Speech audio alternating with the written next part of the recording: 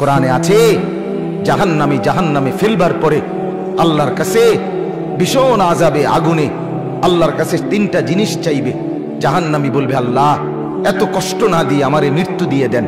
আল্লাহর কসম, কোরআনে আল্লাহ বলেন, আল্লাহ বলবে, না রে বান্দা, লা ইউকদা আলাইহিম ফায়ামুতু, জাহান্নামে কোনো মৃত্যু নাই।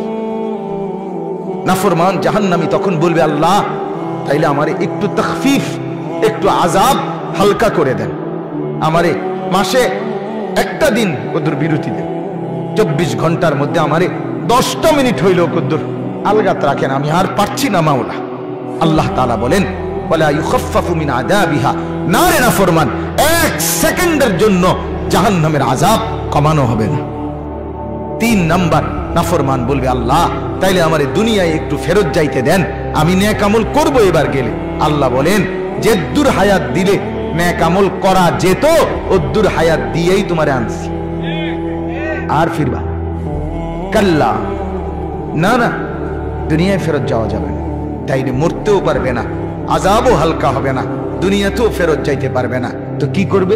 ক্বাল ইখসাউ ফিহা, আল্লাহ বলেন, ইখসাউ ফিহা, তুমি নাফরমান জাহান্নামের মধ্যেই পড়ে থাকো, ওয়ালা তুকাল্লিমুন, আর কোনো কথা বলবি না, শুধুই আযাব ভোগ করতে থাকো।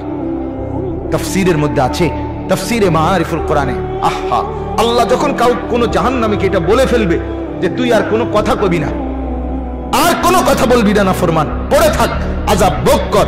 তাফসীরে মাআরিফুল কোরআনে লিখছে, জাহান্নামী আর মানুষের মতো কোনো শব্দ আর করতে পারবে না, শুধুই ঘেউ ঘেউ করবে, কুকুরের মতো আর গাধার মতো।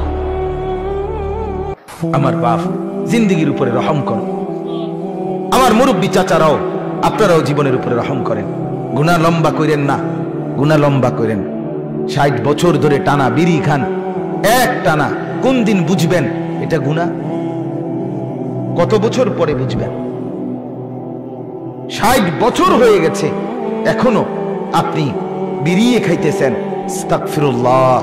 আহা, আপনার কলজার মধ্যে কোন দিন আসবে এটা গুনাহ? আর কত বছর পরে আপনি বুঝবেন চাচা? হলো 20 বছর ঘরে রঙিন টেলিভিশন চলে, প্রতিদিন নাচ গান, সিনেমা, নাটক, ছেলে মেয়ে, স্ত্রী, সন্তান দেখতেছে। কত বছর পরে বুঝবেন আপনি আপনার পরিবার যে এটা গুনাহ? 30 বছর ধরে টানা ব্যবসা, একই রকম মিথ্যা, ওজনে কম দেওয়া, এরপর অবৈধ উপার্জন, ধোঁকা, প্রতারণা, সুদ, কিস্তি, লোন, এগুলো দিয়েই ব্যবসা করছেন। কত বছর পরে বুঝবেন এটা গুনাহ? এক ইমানদার বাবা গুনাহকে এত লম্বা করে না। মুসলমানের ছেলে বাপ, কতদিন হয় ফজরের নামাজ পড়ো না? বলো তো ভাইয়া, আল্লাহকে সাক্ষী রেখে তোমার চোখ নিচের দিকে নামাইয়া বাপ, তুমি তোমারে বলো, তুমি তোমার বিবেককে বলো না বাপ, আজ কতদিন তুমি মুসলমানের বাচ্চা না?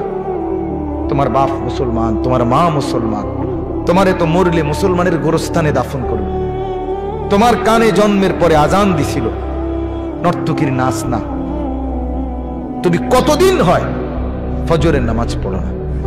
কত লক্ষ মুসলমান আছে যে জীবনে বলতেও পারে না যে ফজরের ওয়াক্ত হয় কখন। আছে না এমন ডাকাত? 1 2 তো কোন দিন সে মনে হবে তার? এক মহিলা কতদিন পরে বুঝবে 20 বছর বেপর্দা, কতদিন পরে বুঝবে ওই মা যে এটা গুনাহ? কতদিন? দয়া করে ভাবতে শেখেন। রমজানকে ইমানদারের রমজান বানান। ইমানদারের রমজান কি? ইমানদারের রমজান জিকির, তেলাওয়াত, দোয়া, কান্নাকাটি, আল্লাহর বন্দিগি। নাফরমানের রোজা কি? নাফরমানের রোজা শাড়ি, গহনা, অলংকার, জুতা, প্যান্ট, নতুন শাড়ি, নতুন কাপড়, নতুন গহনা, নতুন জুতা। এই হলো গাফেল, নাফরমান, জাহান্নামের রমজান। হ্যাঁ, সে মনে করে এটার মধ্যে নতুন জামা, নতুন প্যান্ট, কি করবে এটা দিয়ে? ঈদের দিন ফিনদু। ঈদের দিন ফিনলে কি তোমার মানুষে মাথা তালগি দিয়ে আসবো নাকি? তুমি একটা নতুন ফ্যানে ফিনছো আর কি, তা আর মানুষে ফিনছে না, তো তুমি আর নতুন ফ্যান ফিনটা কিরবা? মানুষে তোমার মাথা তালগি দিয়ে আনবে। এটার মধ্যে আলাদা বিশেষত্ব কি? কিছুই নাই, এটা ধোঁকা ছাড়া আর কিছু। কোরআন এবং সুন্নাহর মধ্যে কোথাও নাই এ কথা। রমজানের ঈদের জন্য নতুন জামা, নতুন শাড়ি, নতুন গহনা, নতুন জুতা, নতুন শার্ট, নতুন প্যান্ট, নতুন থ্রি পিস, এগুলো কিনবার কোনো প্রয়োজনীয়তা ইসলামের মধ্যে কোথাও নেই। ফরজও না, ওয়াজিবও না, সুন্নতও না, নফলও না, মুস্তাহাবও না, কিচ্ছু না, ঘোড়ার ডিমও না। বিশ্বাস করেন বাবা, কিছুই নাই।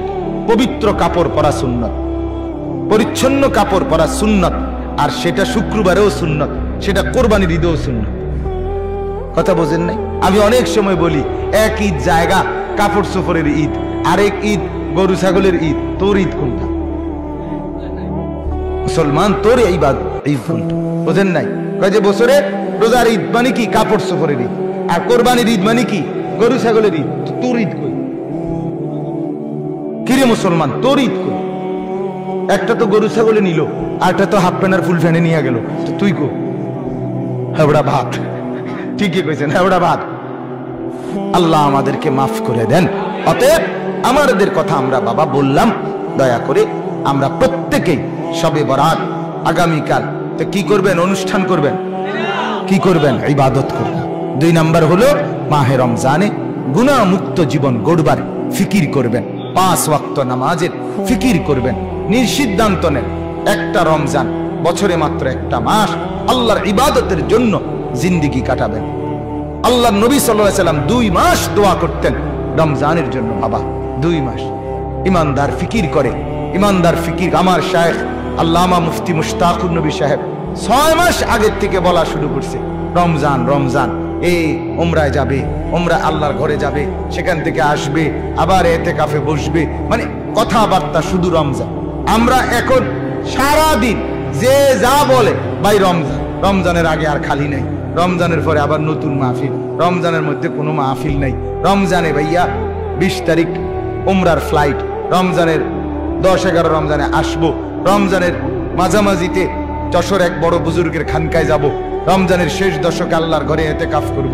ঘুরা ঘেরা ফিকির শুধু রমজান কিভাবে আল্লাহর বন্দিগিতে কাটাবো। এটা হলো মুসলমান ইমানদার আখিরাত প্রত্যাশীর রমজান। আর বাকি নাফরমানের হিসাব হইল নতুন করে রমজানে খরচ বেশি, টাকা বাড়াবে কিভাবে, নতুন করে আরো ধান্দা কিভাবে বাড়াইয়া ওই স্ত্রী সন্তানের কাপড় চোপড়ের জরুরত পূরণ করবে, এই এক ফিকিরে রমজানের মতো শ্রেষ্ঠ নিয়ামত এটাকে নষ্ট করে দেয়।